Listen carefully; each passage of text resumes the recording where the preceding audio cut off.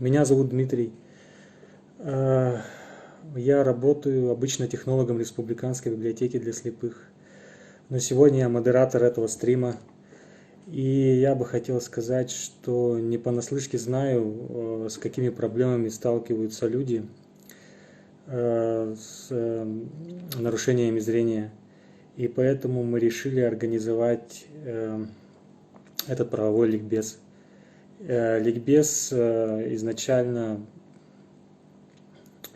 по прямому смыслу означает ликвидация безграмотности. И если в начале 20 века большинство населения не умели ни читать, ни писать, да, а сейчас это не так. Сейчас у этого слова другая окраска. И если мы хотим сейчас что-то подчеркнуть новое или дополнить свои знания, то мы организуем ликбез на необходимую нам тему. И поэтому мы решили пригласить юриста, который разъяснит нормы нашего законодательства для людей с ограниченными возможностями. Давайте, его зовут Илья, я его сейчас позову, и он расскажет о себе сам.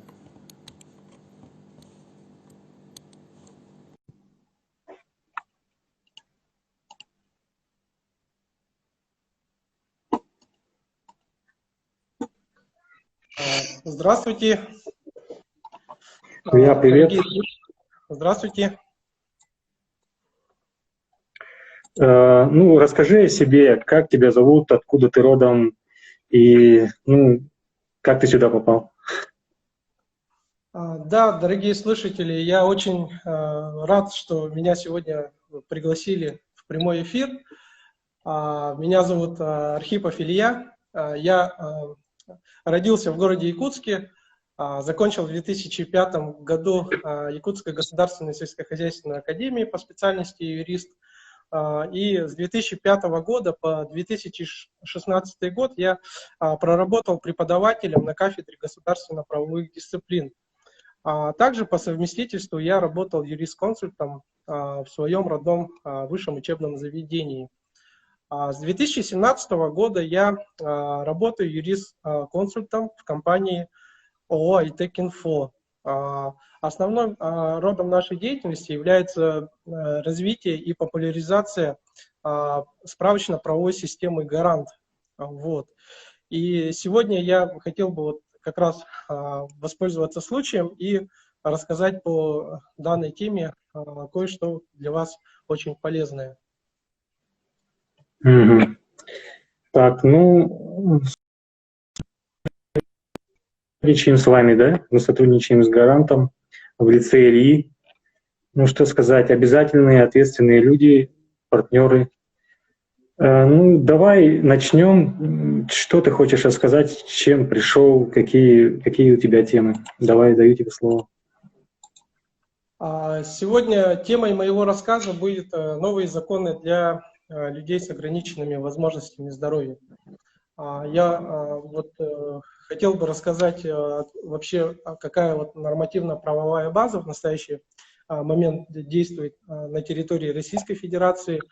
Также хотел рассказать, какие были основные изменения с начала 2020 года. Пожалуй, я начну рассказывать.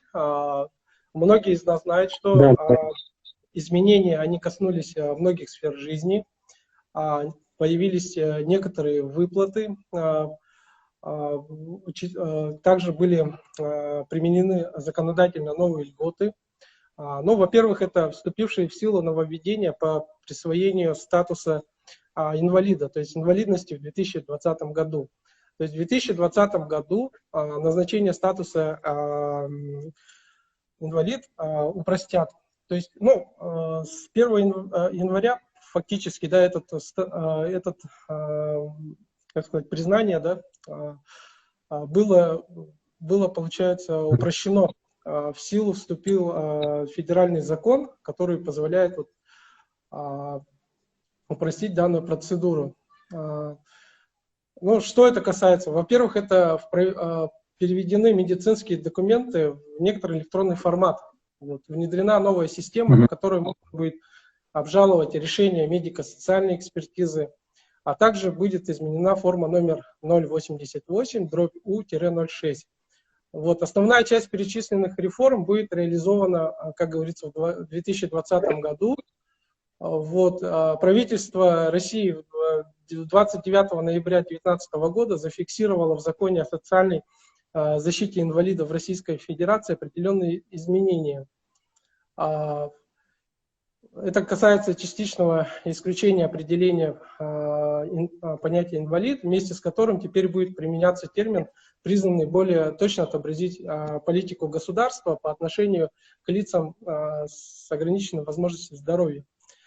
Также упростился перевод документов, то есть сейчас вообще идет глобальная реформа, перевод всей документации в электронный формат. Ну, так как мы живем в век технологий, поэтому правительство решило перейти вот на такой формат. Упрощение документов, которые будут подаваться, тоже это будет все в электронном формате. Внедрение будет индивидуальных списков медобследований по каждому заболеванию. Это все связано во избежание разночтений при оформлении статуса. А также расширен перечень болезней, на фоне которых можно получить инвалидность с статусом бессрочно. Вот. Например, больше не требуется проходить очередное свидетельствование или отдавать документы в бюро медико-социальной экспертизы для получения путевки в санаторий и определенных средств реабилитации. Ну вот ты говоришь, что сейчас все упрощается, электронное становится, да? Ну вот я знаю, что у тебя есть информация по упрощенным процедурам в связи со сложившейся пандемией, да? У нас за окном коронавирус. И что ты можешь сказать по этому вопросу? Да, вот мы сейчас переживаем такой вот исторический момент, нелегкое время, да, как всеобщая пандемия, которая распространилась по всему миру и коснулась также, к сожалению, наших сограждан. Вот. В настоящее время процедура признания лица инвалидом, она временно упрощена. В целях предотвращения распространения коронавирусной инфекции вступил в силу постановление правительства 9 апреля за номером 467. Оно называется «Постановление о временном порядке признания лица инвалидом». Ну что, здесь какие изменения в основном? Да? Если раньше требовалось проходить там медико-социальную экспертизу, какие-то документы, да, ходить предоставлять, по инстанциям бегать, то в настоящее время все перешло как бы в электронный формат, и получается уже не требуется, как говорится, прямого участия, допустим, лица для признания ему статуса. То есть человек может заочно обратиться дистанционно в органы и получить данный статус. Вот. Ну, это обновленные, мы говорим об обновленных квалификациях и критериях, которые используются как раз-таки вот в данный момент. И я думаю, это прежде всего связано для того, чтобы избежать вот как раз-таки вот рисков проявления вот коронавирусной инфекции и так далее. Ну, я думаю, это аналогично правильный закон, поэтому... Да, хорошая мера. Да. Ты еще хотел рассказать про льготы, да? Какие изменения будут касаемо льгот в 2020 году?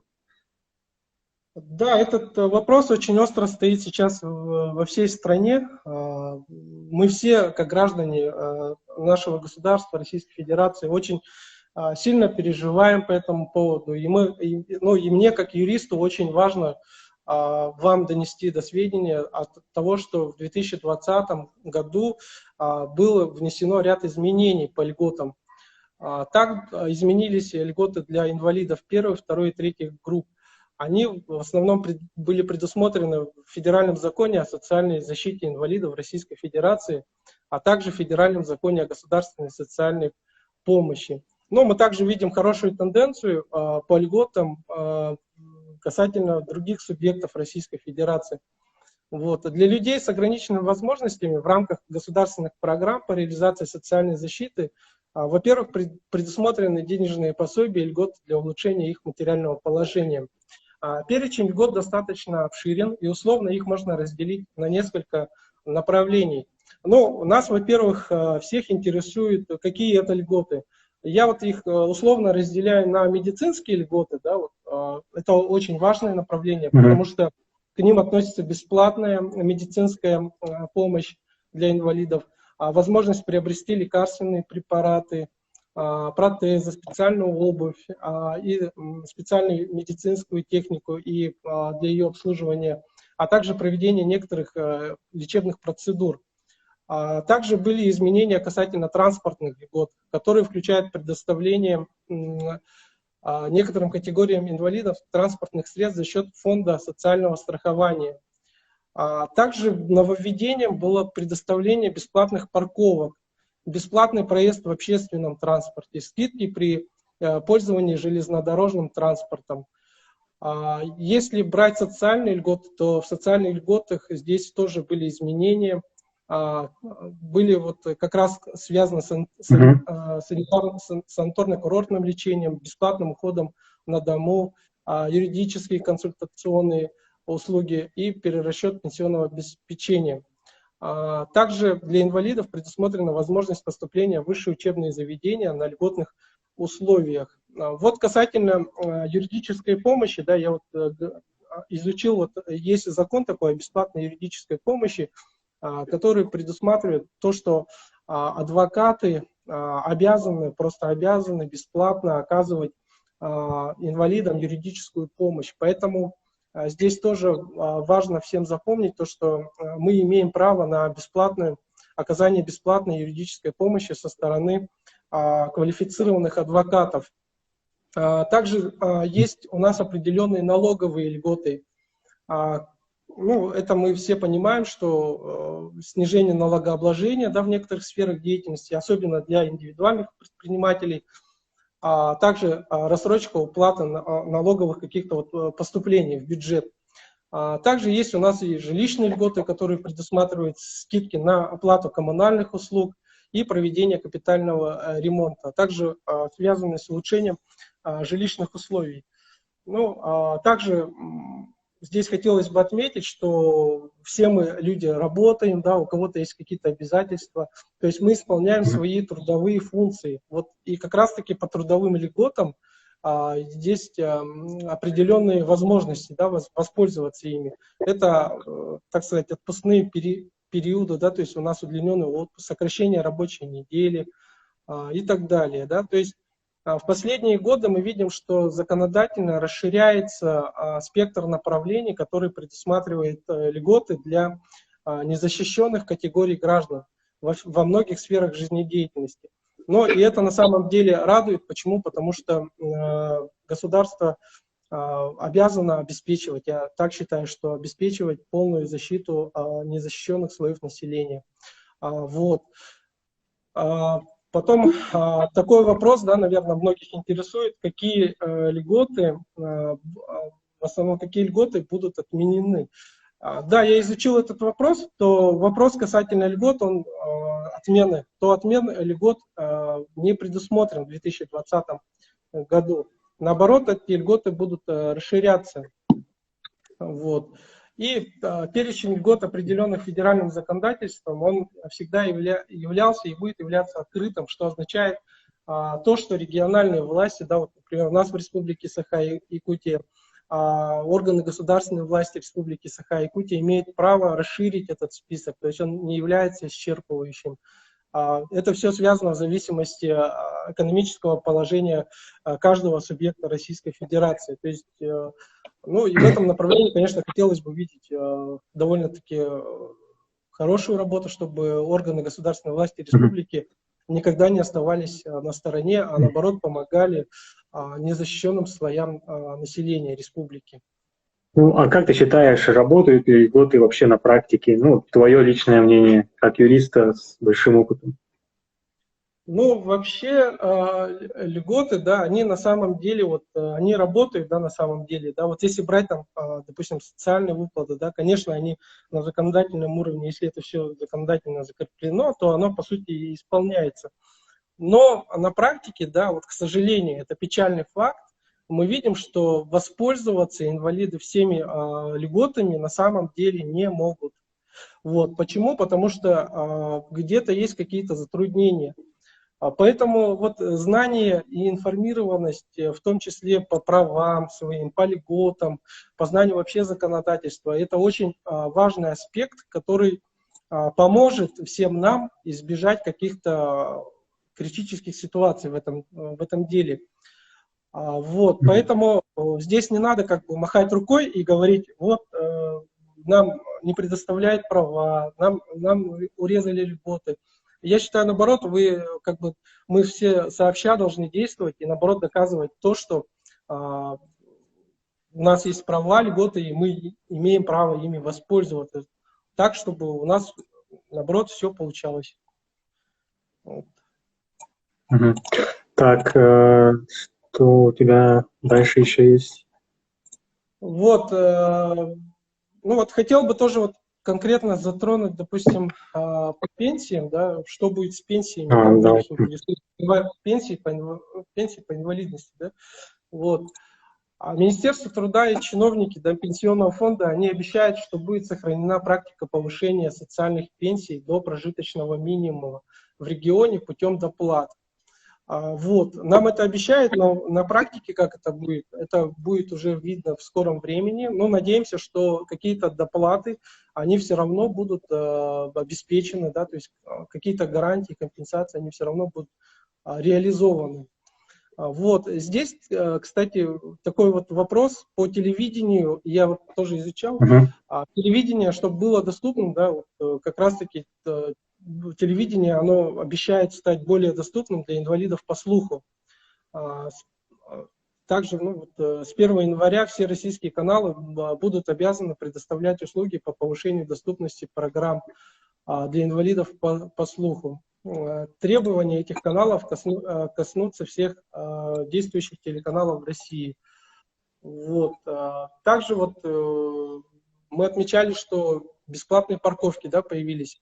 Вот. Но они конкретно должны, вот, в 2020 году этот закон должен, получается, быть полностью на 100% исполнен, и в силу с 1 июля 2020 года уже вступают вот эти поправки касательно парковки для инвалидов. Они станут бесплатными. Чтобы подать сведения, да, можно обратиться будет в МФЦ, либо через личный кабинет на сайте госуслуги с заявлениями и данными об автомобиле. Тогда, конечно, будет предоставлено право бесплатных парковок. Причем право на бесплатную парковку автомобилей будет доступно всем льготникам, независимо от того, в какой регион они прибыли. То есть это не зависит, там, в Республике Саха-Якутия бесплатная парковка. Это будет в любом регионе действовать. Главное пройти регистрацию. Закон, кроме прочего, обязывает всех владельцев парковки. Да, вот сейчас много в городе, у нас в городе Якутске торговых центров, да, и так далее. Вот. И мы часто сталкиваемся с тем, что у нас парковки все забиты машинами. Да? Но на самом деле это, я считаю, неправильным. Поскольку если законом закреплено 10% от всех мест на парковке, чтобы было свободно для людей с ограниченными возможностями здоровья, то этот закон должен исполняться. И вот такое законодательное обязание закон как раз-таки и возложил на всех юридических лиц, которые имеют свои парковки. Вот. Да, это все хорошо, конечно, все должно исполняться. А какие нарушения всегда случаются, да, и какие наказания будут за нарушение прав людей вот, с ограниченными? к сожалению, да, вот не все вот с юридической стороны, да, с практики, не все как бы все так гладко, да, как говорится, как на бумаге. Да. Часто вот происходит и нарушения. Вот Министерство труда Российской Федерации предлагает увеличить штрафные санкции в 2020 году за нарушение прав людей с ограниченными возможностями здоровья. Эти новые тарифы начнут работать с 1 июля 2020 года. Вот. Но мы посмотрим, конечно, мы сейчас не знаем пока примерно, какие это будут, да, суммы, но сейчас готовится этот проект, и суммы мы, наверное, увидим там, конечно. Но то, что сейчас действующие штрафные санкции, которые предусмотрены за нарушение прав инвалидов, на самом деле они очень, я считаю, это не так много на самом деле. Поэтому вот и общественность пришла к выводу, и правительство, то, что данные санкции необходимо как-то вот ужесточать. Вот. Мгм. Ну да, наверное, это правильно. Да, я Ну считаю, смотри, мгм. Ну давай в настоящее время основные законы, да. Вот хотелось бы услышать все-таки по нашему региону что-нибудь. Какие есть основные законы, какие будут, что да, предвидится. вот мы все понимаем, да, то, что у нас, вот, у всех граждан, да, людей с ограниченными возможностями здоровья, есть определенная вот нормативно-правовая база, да. Я вот немножко вам вначале рассказывал о федеральном законе о социальной защите инвалидов, да, и другие законы, да, рассказывал про постановление правительства. Но вот в данный момент я хочу рассказать о действующих нормативных актах в Республике Саха-Якутия. Но смотрите, вот по юридической силе они как бы все, вот федеральное законодательство, оно стоит выше, то есть имеет высшую силу. Мгм. У нас в Республике Саха-Якутия во исполнение федерального законодательства принимаются указы, также постановления правительства Республики Саха-Якутия. Ну вот, например, 24 января 2020 года вступил указ главы Республики Саха-Якутия за номером 908 о внесении изменений в государственную программу по социальной поддержке граждан на 2020 и 2024 годы.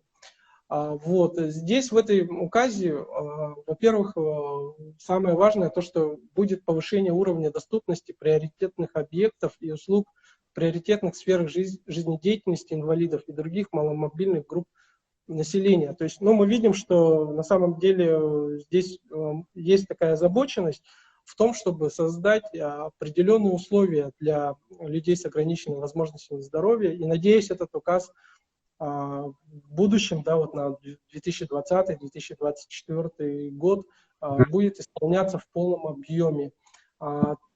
Также вот по правоприменительной практике, по наказаниям, да, и по привлечению к административной ответственности за нарушение прав людей с ограниченными возможностями здоровья, также здесь утвержден обзор правоприменительной практики. Вот. Есть также значительная и нормативная база касательно приказов Министерства труда и социального развития Республики Саха-Якутия. Вот. Утверждены регламенты. Также скоро вот у нас юбилей 75-летия, да, 75-летия Победы. И, соответственно, вышел указ, вступил в силу указ главы Республики Саха-Якутия от 19 марта. Получается, в канун, вернее, да, в канун Дня Победы, вот, насколько я знаю, участникам войны, всем участникам войны, инвалидам Великой Отечественной войны будут выплаты в размере 100 тысяч рублей. И впервые данные выплаты будут осуществляться детям войны. То есть, если раньше этого не было, да, там детям войны не предоставляли, то вот уже в Неплохо. Дню Победы эти победы, да, будут уже, конечно, реализованы.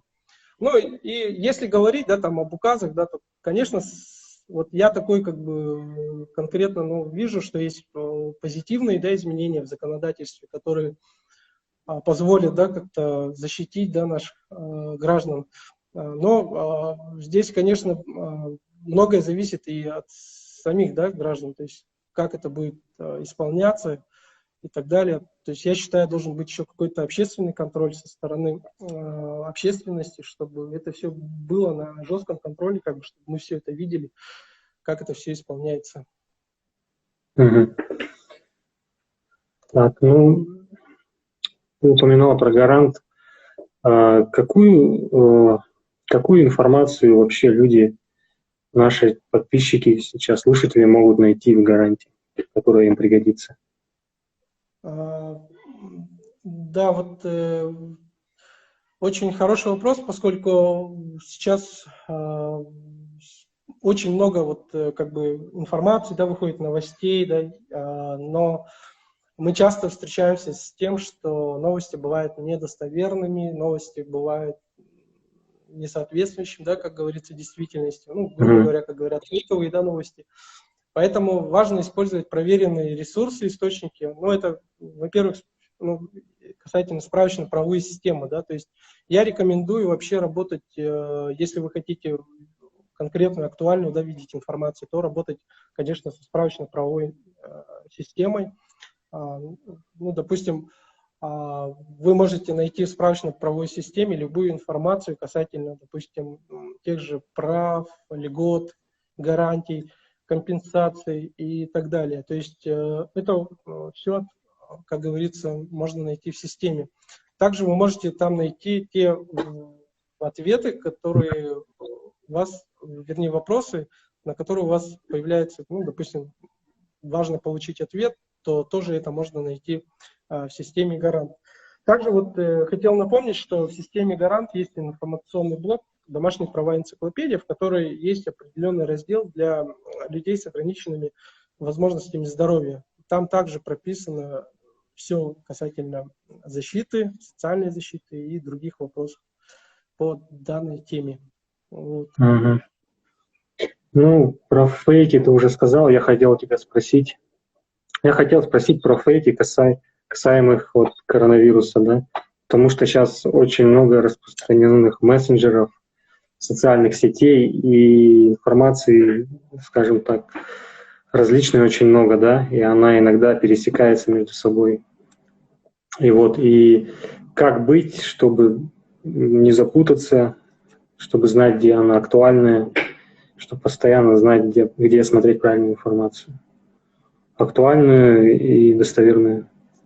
Ну да, как бы говоря, вот, чтобы избежать каких-то вообще рисков, да, связанных вот там с принятием каких-то важных решений, да, ну, допустим, тот же, вот, допустим, получить какую-то форму, да, документа, то важно использовать достоверные источники информации. Вот как раз справочно-правовая система Гарант, она имеет за собой как бы ежедневное обновление, то есть и за этим строго все, конечно, следит сам разработчик, поэтому чтобы избежать вот как раз-таки вот этих рисков, да, нежелательных для граждан, я рекомендую всегда использовать только справочно-правовую систему. Вот.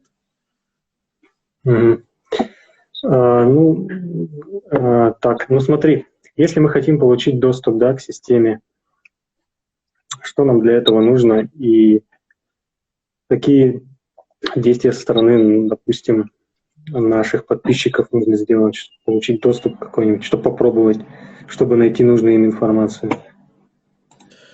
Да, очень хороший вопрос. Важно, вот вообще необходимо, да, обратиться в директ, я думаю, скорее всего, да, вот, Дмитрий, к вам в директ могут пользователи обращаться, оставлять свои контактные данные, адреса электронных почт, и тогда мы будем рады открыть демонстрационный доступ к системе, и пользователи смогут, ну, наши слушатели смогут найти полезную информацию. Возможно, если у них накопились какие-то ответы, вернее вопросы, они могут получить на них развернутые ответы благодаря системе Гарант. Поэтому пишите в директ и оставляйте свои контактные данные, чтобы мы могли в дальнейшем с вами связаться и помочь вам найти в системе на ваш вопрос ваш ответ, как говорится. Вот. Ну, да, у нас тут поступает вопрос про Гарант. Да, насколько я знаю, Гарант же платный, да, Илья? Просто ты сейчас предлагаешь дать тест, специальный доступ на какое-то время, чтобы люди могли получить полную версию баз, затестировать все, проверить и заодно найти ответ на свой вопрос. Да, есть вообще вот, как говорится, у нас в системе есть ресурсы бесплатные, да, то есть это ivo.garant.ru, есть ресурс студии garant.ru, это для преподавателей и вообще, но демо-доступ, он более расширенный, как говорится, и там вы сможете найти, ну, это по сути, как бы говоря, демо-доступ, там вся информация, то есть сам расширенный, как говорят, информационный пакет, блоки, и там можно найти Я думаю, слушателям было бы как бы полезно, ну, как бы для себя и вообще как бы зайти в систему, посмотреть необходимую информацию, что их вообще интересует по не только там законодательной, да, информации. Там много очень нужной информации в плане справочной информации, да, ну и можно решить какие-то вопросы, прямо не выходя из системы. Вот, поэтому демо-доступ, он бесплатный, поэтому мы призываем вас обращаться к нам и в директ пишите, и мы будем рады вам предоставить бесплатный демо-доступ. Угу.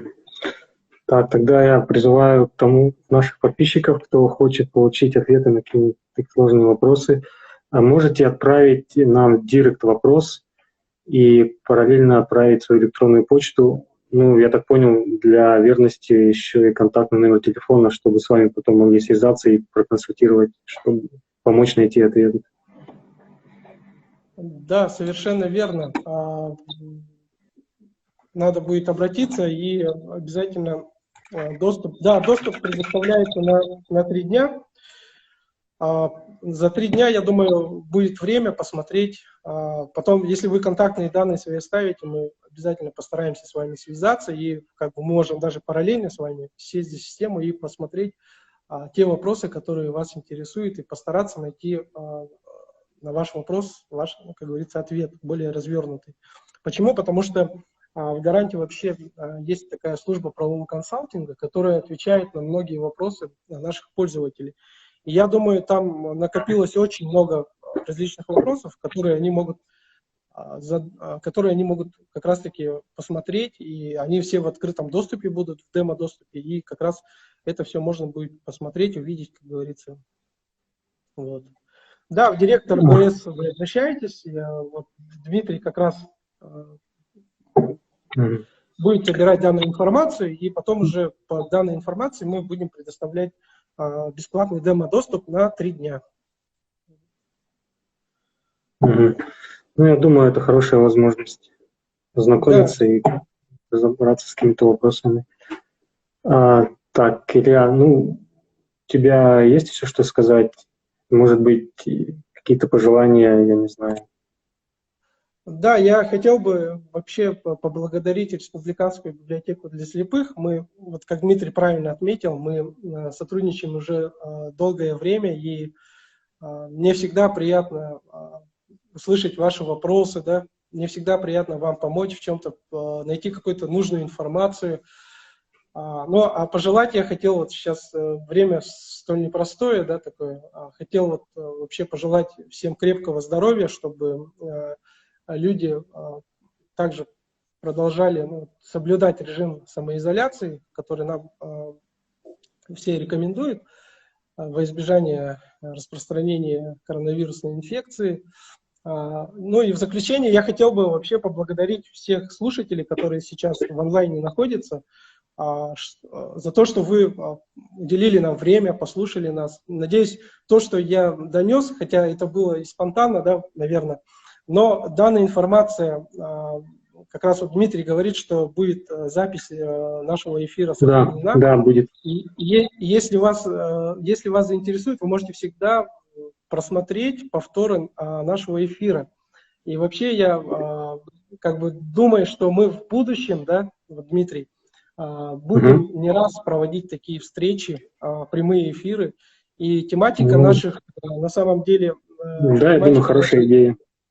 Да, тематика наших встреч будет различная, не только правовая, да, там, не только там, по гаранту, допустим, не только там. Ну, мы будем стараться доносить всю важную актуальную информацию, поэтому обращайтесь, будем всегда рады принимать участие в прямых ваших эфирах. Спасибо всем.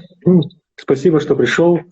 Приятно поговорить с думающим человеком. Ну, тогда до новых встреч. Всего хорошего. Все, спасибо. Всем пока.